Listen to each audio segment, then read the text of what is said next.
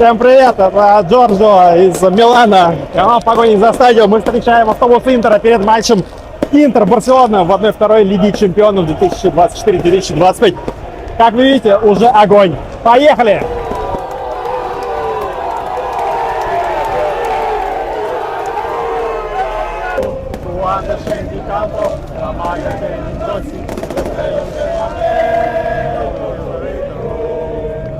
Посмотрите, какое значение имеет этот матч для людей. Автобус не может проехать буквально уже минут 5, просто чтобы попасть на стадион.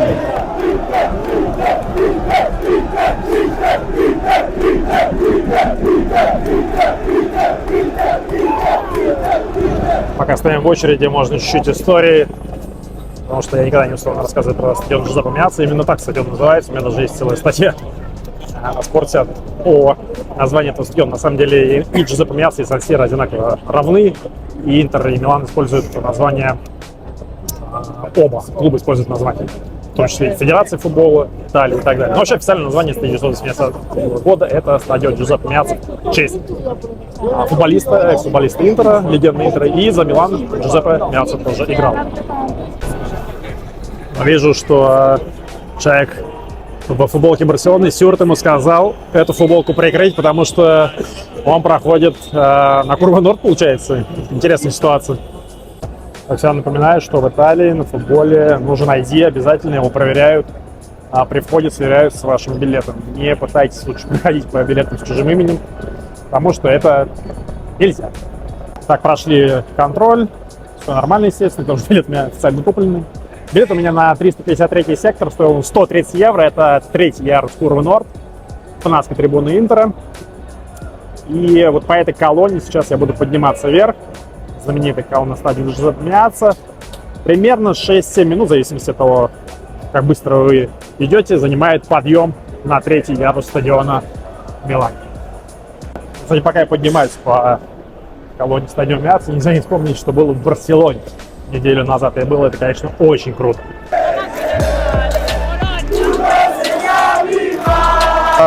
Хамоном и сыром. Это не время, чтобы сидеть дома.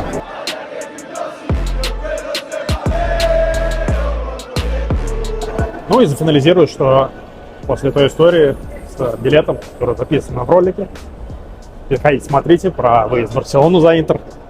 Деньги в итоге Барселона вернула, все окей. И получилось, что на гостевой матч Барселоны я сходил за 60 евро. Домашний матч я иду за 130. То есть за полуфинал Лиги Чемпионов, именно за билеты на футбол, я заплатил 190 евро. Это, мне кажется, в нынешних условиях футбольной реалии очень хорошие цифры. Тут есть такая интересная особенность. Вот видите, сетка. И на той колонне сетки нет. Почему? Потому что в дни матчей Милана, когда Милан принимает гостевую команду, это, соответственно, трибуна гостевая, да, соответственно, ультрас итальянский, все вытекающее. Там тоже получается трибуна, подъем на трибуну гостевую тоже с сеткой, чтобы обезопасить тех, кто внизу находится, чтобы не кидали ничего сверху. Итак, мы с вами на трибуне на третьем ярусе стадиона Джузеппе Меацци. Бенвенути, рагацци, добро пожаловать. Наш человек за Барселону болеет здесь. На стенах стадиона Джузеппе Меацци до сих пор сохранены вот такие прайсы, как это сейчас модно называть, с ценами на различную продукцию еще в лирах итальянских. А вот так еще закрыто несколько секторов, точнее, если быть 6 на стадии Джузеппе Меацци, на противоположной трибуне то же самое. Это было сделано несколько лет назад перед финалом Лиги Чемпионов. Который выиграл мадридский Реал в целях якобы безопасности, что это пагубно влияет на здоровье болельщиков, когда все на стадионе в Милане болеют и громко кричат. Ну, такое вот решение по-итальянски.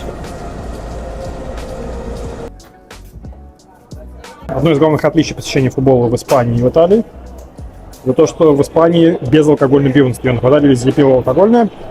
Стоит оно 6 евро на стадионе Меацци. И вот такая фокачча с прошутто котто и сыром. Ну и там где-то Барселона выходит уже на разминку. Мы находимся в баре, который за табло. Вот это вот дверное табло. И вот там, за грязным стеклом, стадио Миаца, его чаша. Так в 2025 году выглядит раковины и краны на стадио Миаца. Недаром многие говорят, и в том числе Клаудио Раньери сказал, что ситуация с стадионами в Италии – это позор. И уже на разминке команды ощущается большая разница между тем, что было неделю назад в Барселоне, и тем, что будет сегодня в Милане, потому что давление жесточайшее на футболистов с трибун уже на разминке. Тут Алахурова, все трибуны сейчас будем исполнять.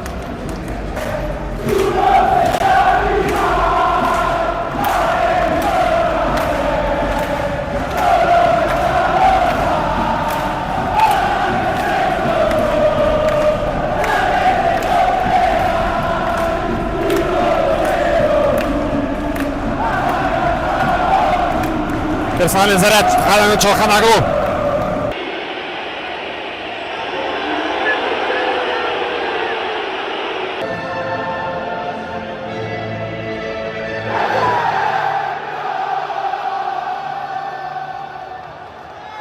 Атмосфера в Барселоне, в Милане, ну вообще это кардинально, абсолютно. Сегодня приехали примерно 4000 испанцев болеть за каталонский клуб. Вообще каталонцы, да? Вот. И 70 тысяч сегодня за Интер. Активная фанатская трибуна Корво Норд. Там прошли свои разногласия. Вроде бы теперь отвечают группы каждый за себя. Но главное, что сегодня все вместе с первой минуты, с первых секунд, даже с разминки поддерживают черно-синий клуб. Форца Интер! Желаю каждому съездить как-нибудь, попасть на вот такой матч подобного уровня, с такой атмосферой. Это непередаваемое абсолютно на коже, скажем так, ощущение. Это действительно нужно раз в жизни как минимум прожить самому.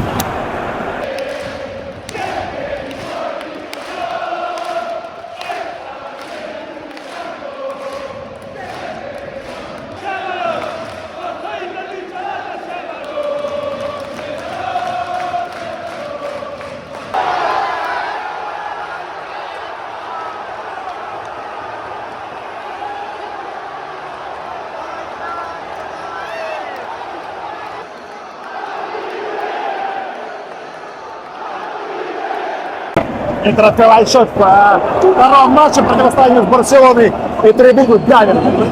Трибуна очень сильно давит. Большая разница в гостевом матче и в домашнем.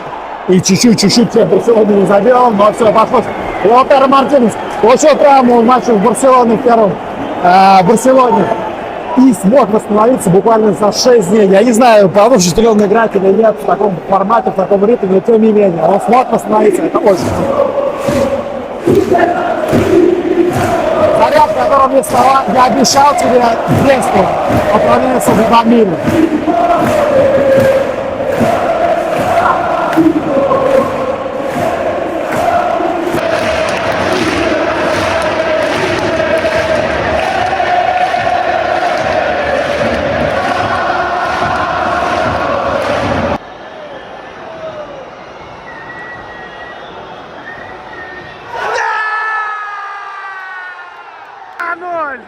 В первом тайме 2-0. Все-таки футбол — это не только то, что происходит на зеленом прямоугольнике, когда 22 человека гоняют мяч, да? Это и то, что происходит на трибунах. И я не устану этот факт, да, реально факт, да, потому что я был на трибунах в Барселоне, пусть и на гостевом секторе, который был громче, чем весь остальной стадион, большинство времени матча, но это реально важно. И Интер сегодня устраивает Нота Маджика, волшебную ночь всего итальянского футбола. И 45 минут, пока 45 минут до финала Лиги Чемпионов в Мюнхене. А вот и статистика первого тайма. У Барселоны были моменты, как бы тут не надо, скажем так, слепо смотреть на эти 2-0, но Интер реализовал то, что должен был реализовать. Барселона не реализовала. И это пока вот чисто про футбол, без каких-либо «но». Ну и, конечно, как не вспомнить, что 15 лет назад, в 2010 году, в полуфинале, Интер тоже играл с Барселоной. И здесь, на стадионе Джузеппе Меаццо, выиграл со счетом 3-1 в первом матче. Потом, после этого, было поражение 0-1 в Барселоне с удалением Тиаго Мота на 28 минуте. С моментом, когда Жозе Мауриньо подошел к Златану Ибрагимовичу и Хозеу Гвардиоле, и с его самым знаменитым забегом после финального свистка. Не покидает ощущение, что да, может быть, Барселона больше владеет мячом, да, есть опасные моменты, да, где-то Интер, может быть, подсаживается изрядно, вот такие неточные передачи дает Зомер, но нет ощущения, что Интер как бы выдыхается, да, как бы играет на отбой и так далее и тому подобное. Да, сложно играть против Ямаля, но Ди Марко и Бастони раз за разом справляются. Я не люблю третий ярус, но, знаете, 3-0, но нет. Отменили офсайд. Жаль. Я не люблю третий ярус, знаете, даже сегодня как-то очень атмосферно наблюдать вот так сверху за всем происходящим. Да, поле далеко. Да, мне приходится делать зум, может быть, в каких-то моментах, чтобы вам что-то передать, показать. Но даже от этого вида я вот кайфую, реально. И как же сегодня вот круто болеет Курла. К сожалению, не в последнее время не всегда так было, поэтому сегодня кайфуем. Федерико Ди Марко заменил Симона Инзаги. Наверное, самая крутая история изменившего состава Интера через много аренд. Прошел Федерико Ди Марко, сейчас ему поет стадион. Потому что его очень любят, потому что он сам очень любит Интер. Стало поддавливать Барселону, откровенно говоря. 57-я минута идет и становится нервозно, честно скажу.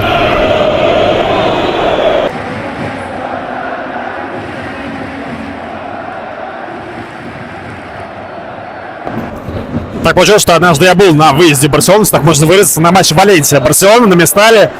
И, знаете, совершенно другая история. Это не та камерная атмосфера, как на стадионе Луиса Компаньи сейчас, или как была на Камп Ноу, потому что там приезжают и нормальные ребята свою команду поддерживают со всеми обычными фанатскими атрибутами.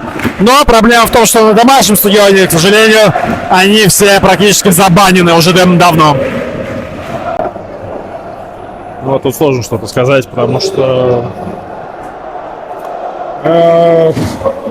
наверное, один из самых крутых камбэков, которые я вживую видел в футболе. Барселона браво, я справилась с давлением, Флик поменял что-то в перерыве, и мы увидели то, что увидели. Ну, очевидно, что самые счастливые люди сейчас вон там. Знаете, этот матч, это полуфинал заслуживает того, чтобы обе команды прошли в финал. Но против кто-то один. Овертайм 6-6 по сумме двух матчей. Фантастика, история абсолютная. Это великолепно, тут нечего добавить. Это просто великолепно.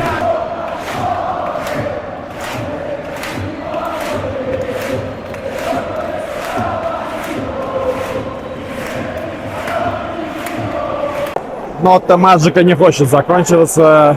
4-3. Первый тайм. Какое-то время не закончен. И еще 15 минут. Это две команды, которые заслуживают аплодисментов. Это браво.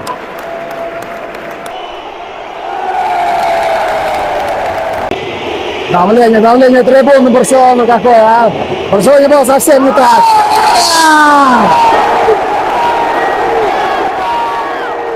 120-я минута.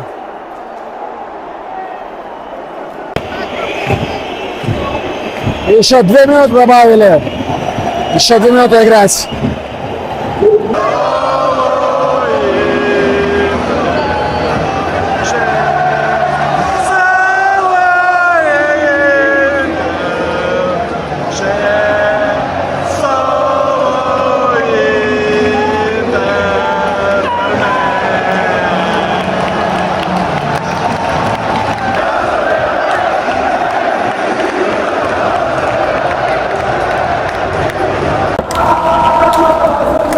футболисты Интера заряжают вместе с фанатской трибуной. Как может быть иначе после такого матча? Итак, абсолютно фантастический полуфинал. Мы увидели 6 мячей в Барселоне, мы увидели 7 мячей в Милане, мы увидели овертайм. Это было прекрасно. Мы увидели разочарование одной трибуны фанатской, потом другой, потом надежда, и снова разочарование, и снова надежда. Ну, фантастика, абсолютно фантастический сценарий. Я думаю, что никто не мог, абсолютно никто, ни один человек на планете, зная этот футбол, не знает, не мог прожить, что будет вот так. Я очень рад, что я постарался, скажем так, передать эти эмоции и из Барселоны, и из Милана. Поделился этим видео, поделился тем, что происходило на трибунах, что происходило вокруг стадиона. Потому что это гораздо, футбол это гораздо больше, чем просто 22 футболиста, которые бегают по зеленому прямоугольнику. Ставьте лайки, подписывайтесь, пишите комментарии, что вам понравилось, что вам запомнилось. Мне кажется, должно было понравиться вообще все. Потому что я заплатил 190 евро за 2 матча, за 210 минут великолепного футбола, который я никогда в жизни не забуду. Это 100%, это абсолютно точно. Вы слышите, я посадил голос, это нормально, я болел, я пел. И со всеми обнимался с незнакомыми людьми. Они обнимались со мной, мы радовались все вместе, фотографировали друг друга и так далее и тому подобное. Это было очень круто. Это те дни, ради которых стоит жить, ездить, проживать и так далее и тому подобное. Все, что я могу добавить, это выходные и вообще любой день, когда есть футбол, это не время для того, чтобы сидеть дома. Чао, пац Интер, амала!